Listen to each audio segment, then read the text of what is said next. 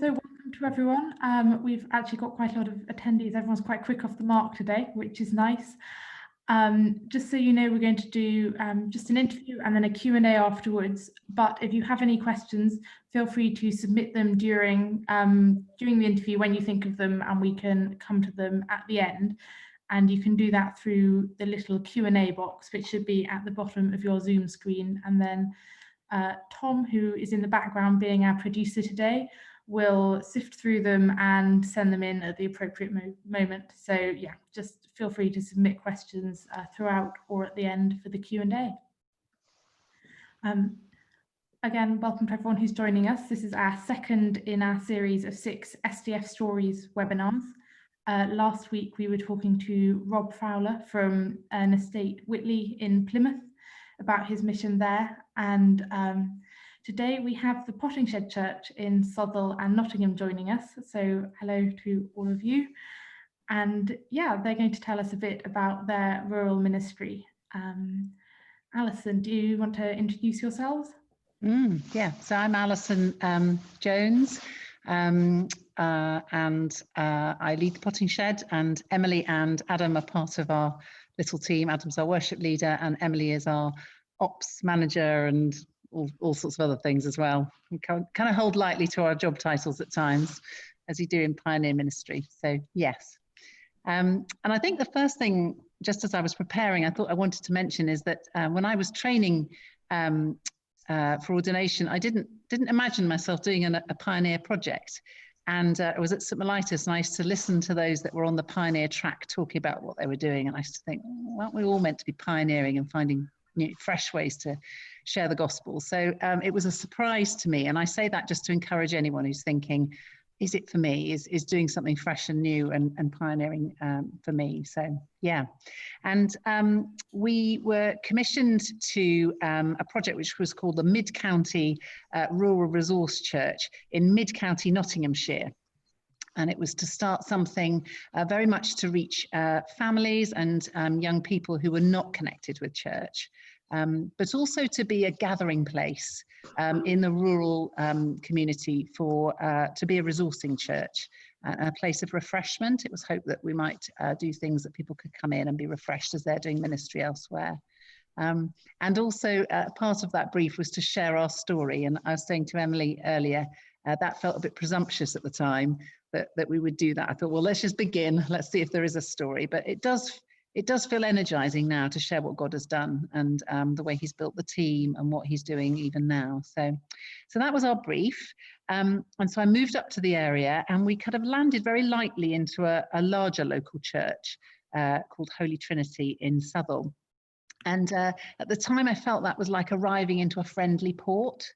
So kind of sailing up and arriving, but lightly to kind of fill up with supplies to then sort of sail off again. And it was that. We were there for a few Sundays talking about what we were doing. Probably 2 families joined in with us at that point, families who I think were excited for a new sort of adventure, and people who'd lived in the area a while. And we'd had funding as part of our the bid that we'd put in for a worship leader in starting. But one of the decisions we took was just to wait with that a little bit until we saw what was emerging. It felt hard to know what you'd be inviting somebody to come into to lead worship. But wonderfully at that church, there was a young girl who enjoyed leading worship, and she kind of joined in with us. And so for the first year, she would lead worship for us until we felt we'd kind of got an idea of what was emerging, which is when we interviewed Adam and Adam joined us. So it was a friendly port, a couple of families joined us, and that was where the worship leader sort of connected with us.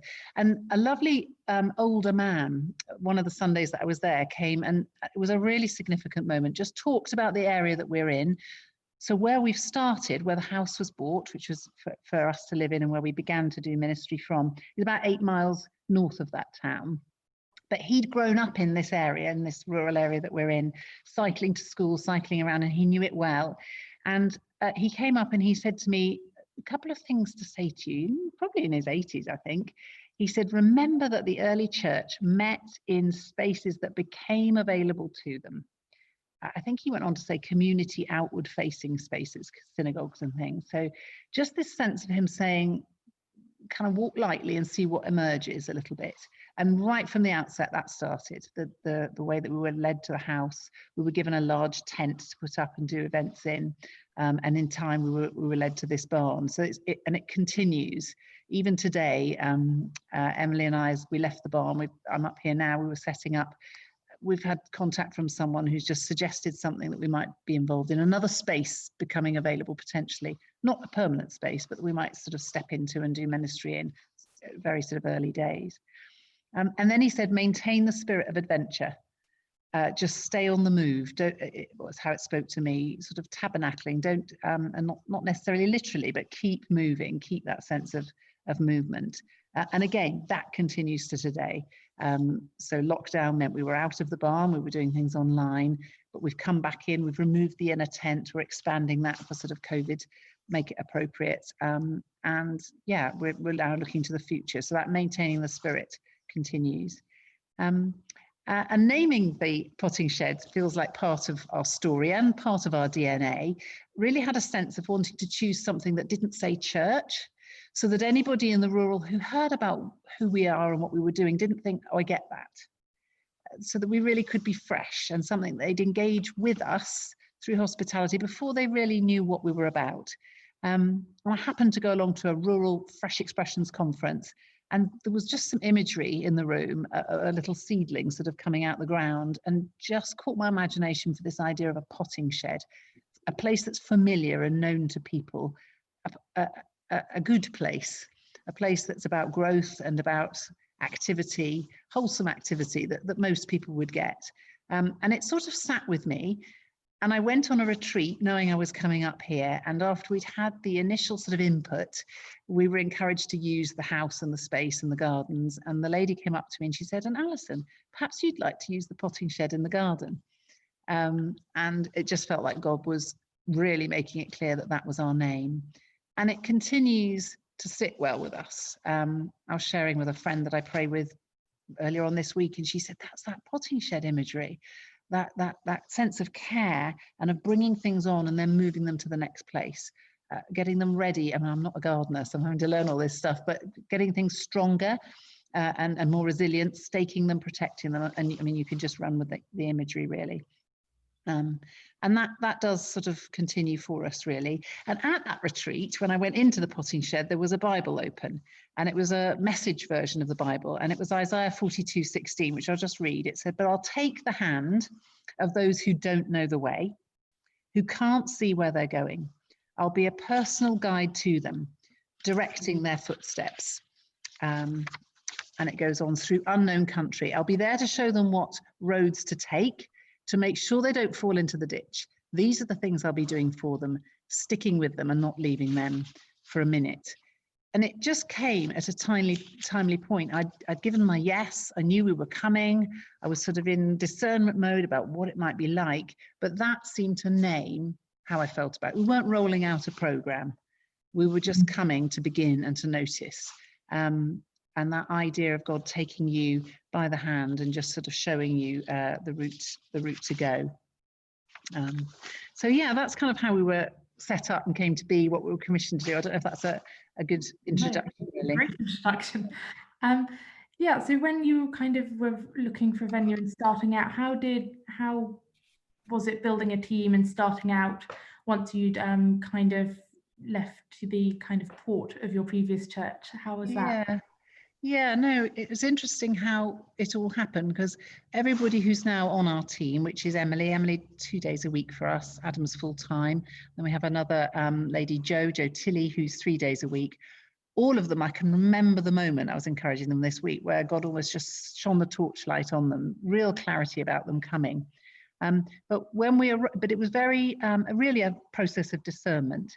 And I would say for all of them, a bit of a surprise, again, a bit like me, they weren't looking for this. And I'm sure Emilie will tell her story, but I can remember her coming to a prayer breakfast that was run. Somebody had just done that when I came up to look for the house, and she happened to come along to that. At that Rural Fresh Expression conference, somebody led the worship that just slightly surprised me. It was contemporary, but also kind of rooted in traditional, taking some hymns and putting a new twist, weaving in liturgy, that just felt like a new thing. And so I went and had a conversation with them, Sam and Sarah Hargreaves, and they mentioned Adam's name, and we then had a conversation. But at that point, you weren't looking to do anything quite like this, were you, Adam? I don't know. It's worth handing we were looking to move, but not really to a place where they sit in hay bales for their church service. So Adam was in Tunbridge Wells, weren't you? Yeah, so I was working for a Baptist church as a worship pastor and doing kind of leadership stuff in a Baptist church in Tunbridge Wells. Yeah, and quite honestly, I thought I would move on somewhere. So I was probably doing about 2 days a week worship and the rest of the full time doing other stuff. And I was thinking I'm probably going to go somewhere to just concentrate on worship ministry, so probably a bigger church. And then ended up coming here where I do a lot less worship probably than what I did before, and loads of other fun things. But yeah, it was such a clear kind of call of God, and it's been surprising what my experience before and how loads of that is just not even the right sort of thing that you need for what God's called us into. So it feels like pioneering even in just that area. Like wasn't long after I'd arrived that we were worshipping outside around a fire, and I was trying to bring all the mics and the stands and everything, do indoor worship outside, and was quickly realized, hang on, I don't think that's the way forward. So it's been really interesting from that point of view. Yeah.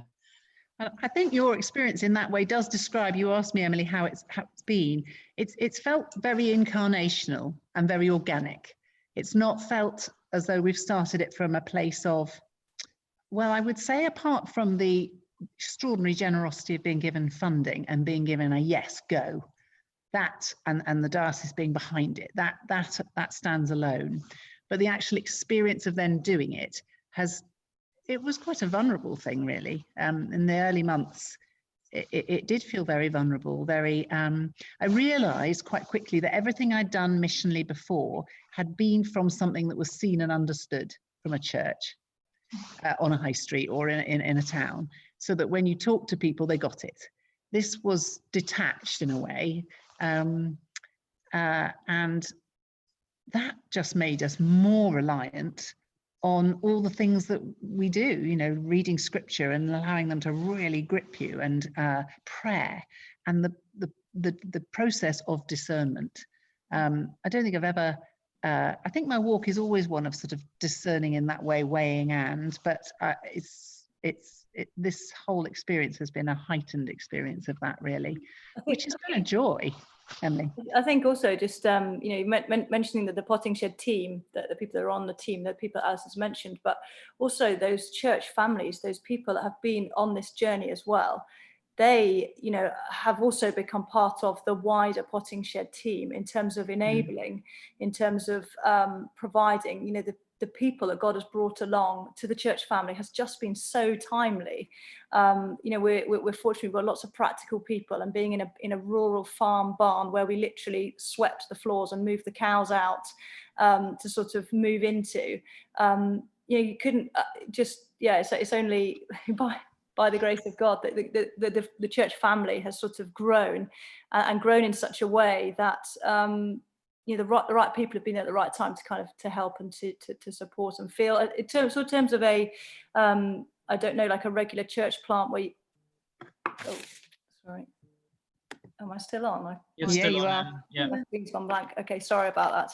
In terms of a church, like in terms of a church plant, you might get a core team. I mean, this is sort of felt, it's been sort of grown, it's been built along the way. Is that right, Alison? Yes, it has. Yeah. So there was, we didn't arrive with a big team at all. It's been sort of gathering people as we go, which was around those sort of regular prayer meetings. People would come often to listen. So people from the wider rural area wanting to understand what was arriving into their midst. So right from the beginning, lots of reassurance. And the way I saw us in the early days in being a resourcing church was to be a blessing, to reassure people and say, we're alongside doing what you're doing.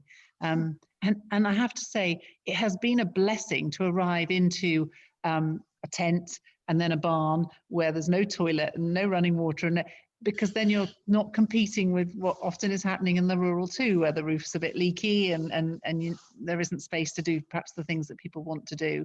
And so I think for a long time we were building people's confidence and trust. So people would come and listen and pray with us, and then people just sort of started to stick in terms of team. But one of the things I was saying to Emilie earlier that I found myself daily noticing is the giftings of the people that God has brought, practical skills and materials and resources, but also the giftings and just the way that God seems to be building that sort of fivefold ministry within his team. I don't think I've ever been so aware of that. Probably usually have been in churches where they're led by sort of teacher pastors, but particularly teachers. That's not my primary gift. And so just sort of seeing him spread the sort of whole role, particularly bringing in the prophetic in a very strategic way. I think everybody within our team has got a sort of ability to listen to God in that way, but I think it's become something that we've just sort of expected to weigh verses and words from people that have had life for the whole of the potting shed. I mean, I've shared that particular Isaiah one with you. And there's another one that feels really current for now. See, I'm doing a new thing, now it springs up, do you not perceive it? Which pre-COVID, we were really feeling this sense that we had now built that core team of 40 people. We hadn't arrived with that, but we've now got them, people who God have been doing deep discipleship in. That's definitely something I see happening at the potting shed and our DNA, not people just coming to faith and then being put on a rota, but people's lives being really reorientated around Jesus, and some deep healing in places of things that have been there for a long time. And so that see, I am now doing a new thing was a sense of that the team had been built now. That had taken 2+ years. And as we looked out to the wider rural, things seemed to be changing in the parishes around us, lots going on, lots of change. It felt that we were more poised then to be a rural resourcing church than had perhaps been clear at the beginning. And then COVID happened. But things haven't stood still in that time. That continued discipleship within us as a church, but things continuing to change in the rural.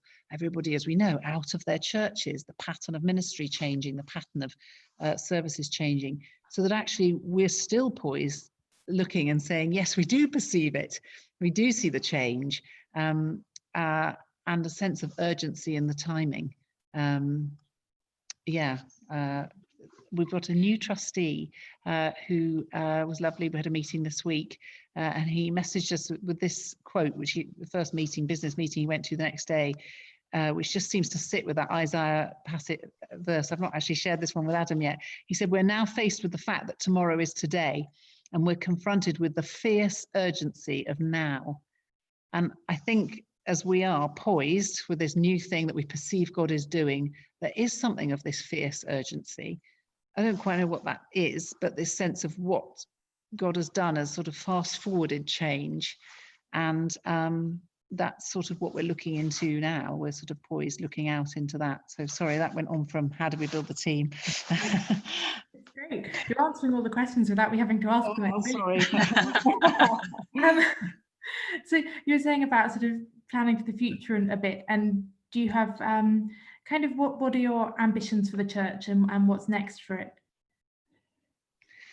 Do you want me to just read out that bid from the original bid, the kind of building kind of phrase that has stuck with us a bit in terms of Alison was sharing about a tent becoming available, a barn becoming available, and just things becoming available. But this was the sort of wording in the bid, which we sort of tried to hold on to. It said that the venue that we would move to, the Potting Shed Church, this was obviously written in 2017, an inspirational, accessible and highly flexible space for building community and engaging in worship.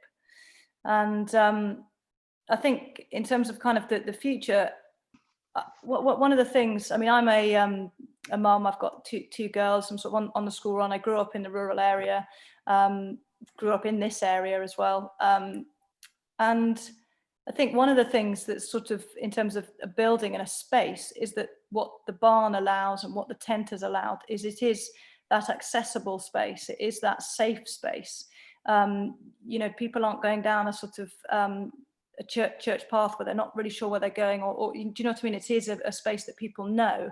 They can sort of come in their wellies. I mean, you know, early days when we met in the tent and we had a big, I remember doing a bonfire one. It was an invite to say, put your wellies on, bring it, get your woolly hat, come on, we're going to have a bonfire. And you know, it was a real space that was accessible and it's flexible, and that's what we've seen in the barn. So, you know, kind of going forward, I think those are the things that we need to just hold on to, those things that have drawn people in. We've talked about a safe space as well. Yeah.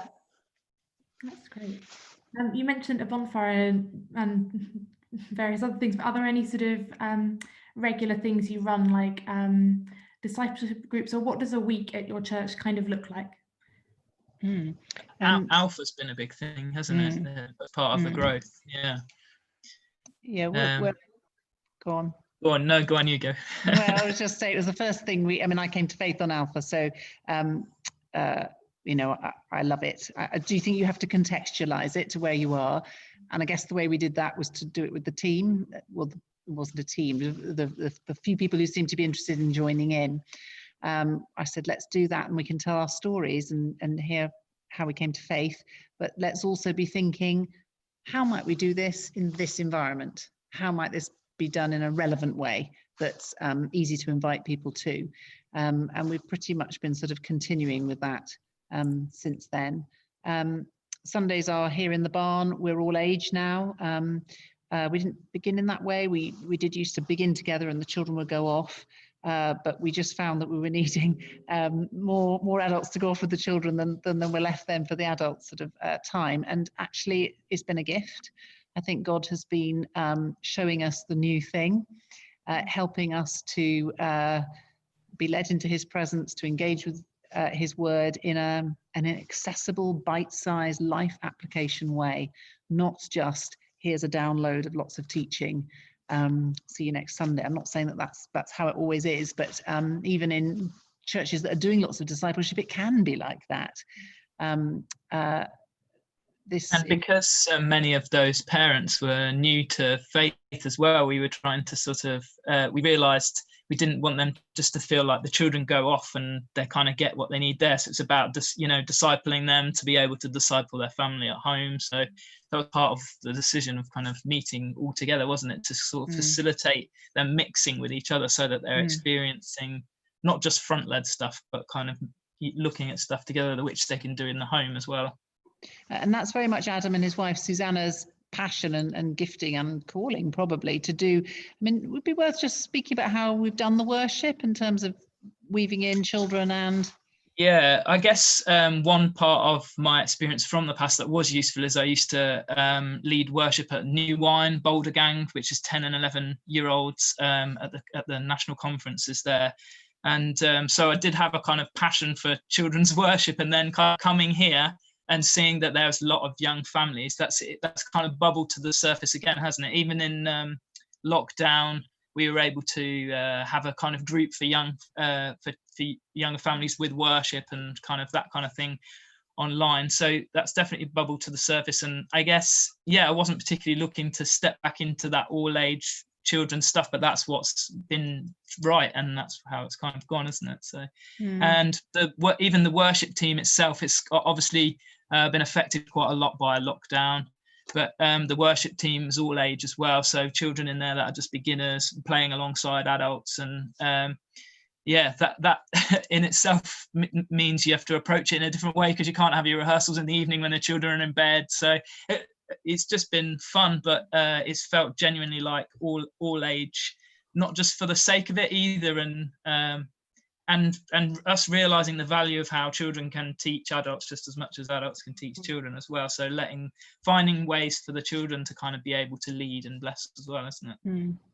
Often the children are more forthcoming, I think, in that. Yeah. It's a real, like, broad sense of church family learning together and growing together. I think that's been really interesting to see. Yeah. I think I want to say though on the worship, it's been a new thing. It's not felt like all age services. I've got 4 children, so I can remember very well the years of going to the all age service once a month, and but the children here have sort of learned that they're going to be in this space all the time, and so they sort of settle in, and we have some really intimate moments of being open to God and quiet, which is it's exciting to see, really. Emilie, do you want to just say a little bit about Little Seedlings and the that ministry? We've got a toddler group, which again kind of just grew, we knew it'd be something to engage with in this sort of rural area. We know there's young families here with little ones, and we really just began as soon as we got to the barn. We got the barn in the summertime, and we just decided to have it as a barn space. And actually for little ones and their families in a rural area, it really was a space where they could just come, and they kind of knew what they were coming to. They were sort of excited about, coming to a farm sort of barn and things.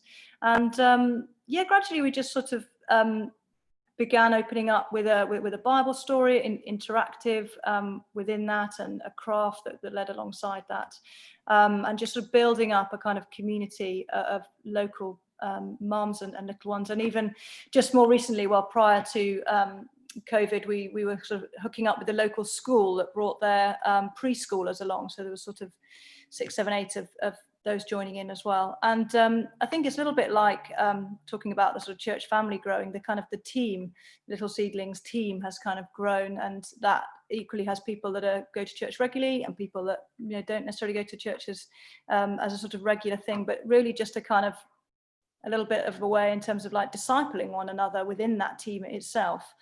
And a verse, I suppose, which sits in Little Seedlings, but what as well sits across the potting shed, is Psalm 34:8, and it says, "Taste and see that the Lord is good. Blessed is the man who takes refuge in him." And the first part of that verse, taste and see, it was really that really was a kind of something that came to us when we began Little Seedlings. We just wanted mums, dads, little ones to just taste and see, come and just have a great welcome, enjoy hospitality, but let's share in a tasty way the stories of Jesus with these young families. So that that sort of first part of the verse really held true there. But the second part, I mean, I think Alison's maybe we talked a bit about the potting shed being a safe space. So blessed is the man who takes refuge in him. We really have seen families, not just in Little Seedlings, but come to the potting shed and just gently be encouraged in the things that they're facing in life. And it's felt a space, that's right, Alison, isn't it, that sort of just allows people to, be open to what God's doing in their lives. I think one of the things I noticed quite quickly from the background I come from and from having a lot of friends in church leadership, at the potting shed, there seemed to be like a soft, people coming to the Little Seedlings group would be interested to then come and to a gathering, on a Sunday, or to even come on a taster evening of Alpha. So rather than there being that they come to that, but we don't see them any other time, it seems like those kind of inviting people deeper into more of exploring what we're doing and what we're about and who Jesus is. There just seems to be like a steady progression, and some of the people we've seen come through Alpha who are now kind of at church regularly have come through Little Seedlings or through other things. So just that process seems to be working well, I think. Yeah, it's been so encouraging just to see mum, a particular mum, come along with her little one, join in, be involved in the team, do Alpha, invite someone else on Alpha. I mean, it's very encouraging. Yeah. And that sort of safe refuge continues to feel like it's something that God has really sort of calling on us as a church. Really, we've really seen people come and find it a safe place to explore faith. Some who've had a Christian faith for a long time, but come and God just be really at work in them in a deeper way. And so what's interesting when we're looking at our measures of how we're doing, how on track we are, that's quite a difficult one to that's storytelling. It's hard really to measure that.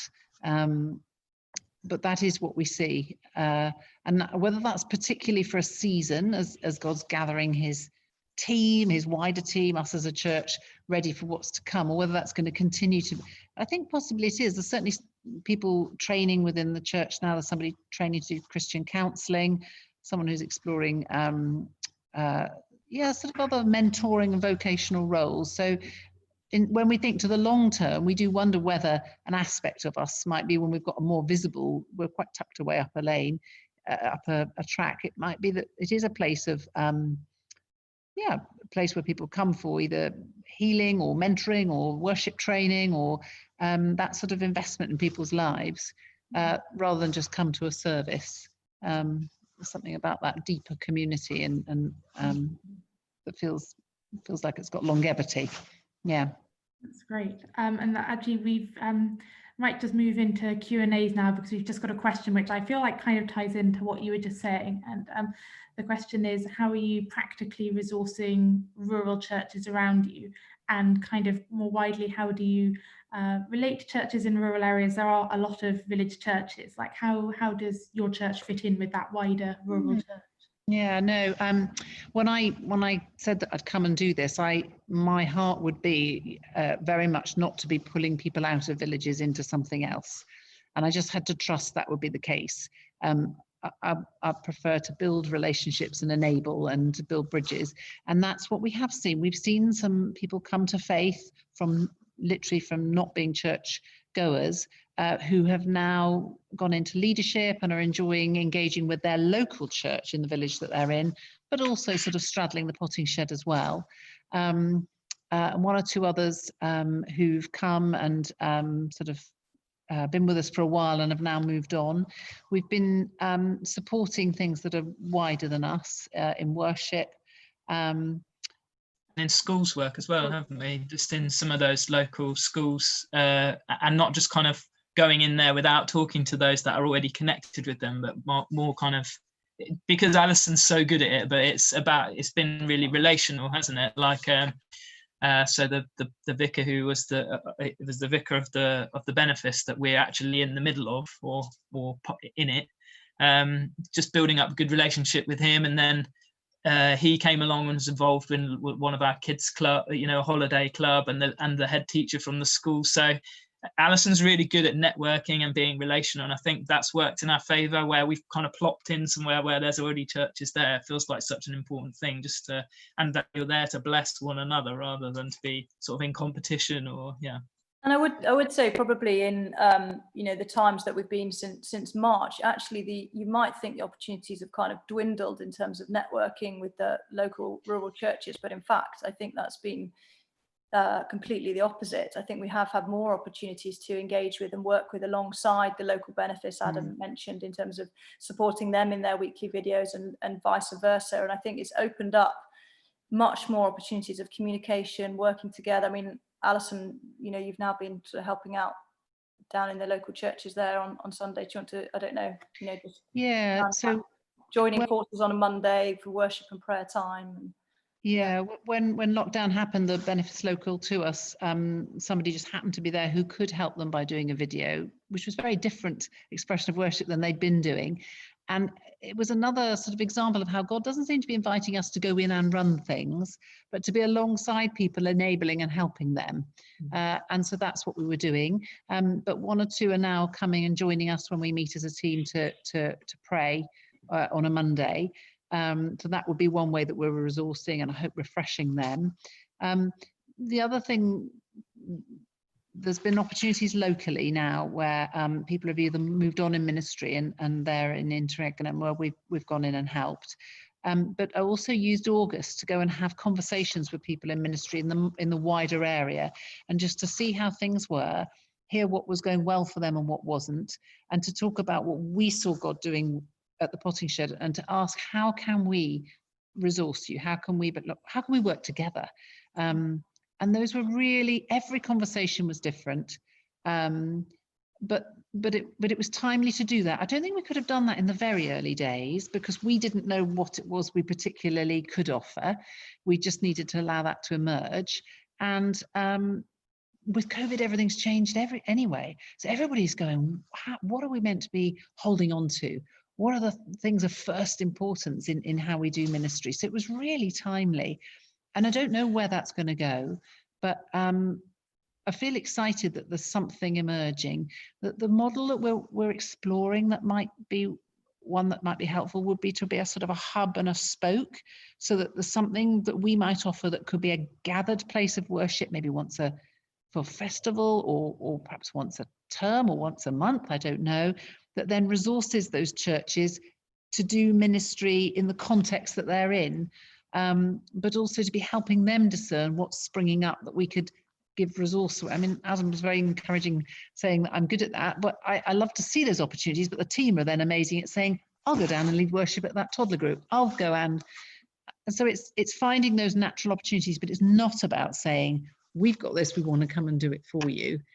That wouldn't be us, and I don't think that's sustainable, and it's much more fun to come alongside. So I don't know where that will go, but it does feel like God is doing something new, and that it's also where that prophetic listening is so important, because if we're listening to God and those around us are listening to God and we're listening to one another and in partnership, then it sort of, God sort of leads you, doesn't he? He makes things clear that you wouldn't have thought of yourself. So that's very much, it's the way that we function, listening to God, listening to them, listening to one another, trying to partnership, and then kind of a way becomes clear rather than coming up with a strategy and just going for it, sort of thing. But also holding to the opportunity, the extraordinary opportunity we've got as a new church and with this funding. And so it's listening and not just zooming in to solve, but holding to the bigger vision and going on that journey together. And so knowing when it's right to just say, right, yes, because we're still small, we're not big, and we began, very small. It's how you don't just disperse everything and not bring change. So it's a delicate piece of work. We also have regular meetings, sort of quarterly, I guess, throughout the year with the diocese and sort of support team. That kind of we can check in with, and we can say where we're at with, and they can help us, look at what we're doing the next sort of 3 months and what we've been doing, and sort of keep us accountable in that way. But that is that sort of partnership across from the diocese that you probably expect. Great. I've got one more question I think we've probably got time for, which is what sorts of people are you attracting who aren't necessarily going to other churches? Huge variety, really. So whilst we were kind of commissioned to reach younger families and children, actually, if you saw us all gathered, we've got everything from newborn up to somebody who's in their 90s. It really is it is family in the wider sense. And personally, that I think is right. I completely see that it's young families who are not necessarily engaging with rural church, and that finding ways to do that well is the natural and obvious thing to do. But what I think is a sign of health is that we've got all ages. So we've got some people who have a faith but weren't rooted into a worshipping community for different reasons. They've just not found a home for some time, and they've landed with us. We've got Adam meeting someone today who's a young guy in his 30s who can't remember how he connected with us, but somehow did, I don't know. through a chance meeting with someone who was doing Alpha, and she'd met him at a train station and said, come along to Alpha. So what I was going to pick up on is, again, it's coming through relationship. There is that kind of young family bias or kind of being aware of it, but as people are coming to Alpha and experiencing things, they're not even necessarily bringing along people who are the same demographic as them. It's just that they have found something that of meaning, so they're pointing people there. So I think some people who have come through Alpha recently, they're all from all kind of demographics because they've been a friend of somebody else who said, come along and try this Alpha thing. So I think when we started up as well, we did gatherings around festivals, so Harvest and Light at Bonfire and Christmas, and those are kind of like times when you might expect people to come to church. And I guess it's giving that opportunity. And I think as we moved into the barn, again, we just continued to do, like we called it a gathering. It wasn't called a service. It was language that anyone could understand. And I think that enabled people to feel welcome, to be able to join in, whether they went to church or they didn't go to church. You know, it's just an accessible sort of way for them just to come and see, to taste and see, basically, I think. Yeah. It's so great. I'd love to pray for you, and then we can wrap up. Is there anything particularly that you'd like prayer for, that is on your minds at the moment, that we can pray for you for? Yeah, we're doing this little season called Hear the Word of the Lord, and we're using these Isaiah verses and sort of pressing into them, and also kind of trying to learn together as a church to listen to God. And we looked at the prayer of Jabez last Sunday. So just praying for God's blessing upon us, for an increase of territory in the sense of opportunities to bring glory to him, for his presence with us and his protection. So yeah, I think particularly that blessing and protection at the moment. Yeah, or however you feel led. I'm just making some notes. Shall we pray? Father, thank you that you gave your only Son, that everyone may have an opportunity to know him. Thank you that through national funding, we're able to help more people to encounter you. We lift up to you the people and the congregation of the Pottingshed Church and the people in the surrounding areas, villages, farms and schools.